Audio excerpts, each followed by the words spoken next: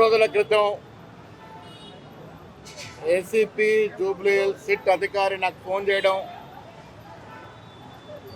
పోయిన ప్రభుత్వం ట్యాప్ చేసిన ఫోన్లలో మీ నంబరు ఉంది, మీతో కొంత మాకు సమాచారం కావాలని చెప్పడం. ఇవాళ నేను సిట్ ఆఫీస్కి వచ్చి ఆ సమాచారాన్ని వారితో పంచుకోవడం జరిగింది.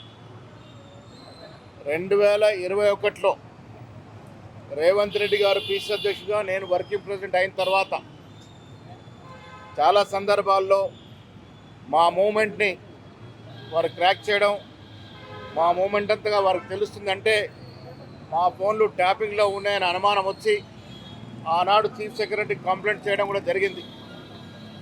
ఇవాళ వాస్తవాలు బయటకు వచ్చాయి. కొన్ని వేల కాంగ్రెస్ లీడర్ల యొక్క టెలిఫోన్లు చట్టానికి వ్యతిరేకంగా 1885 టెలిగ్రాఫ్ చట్టానికి తూట్లు పొడుస్తూ దానికి వ్యతిరేకంగా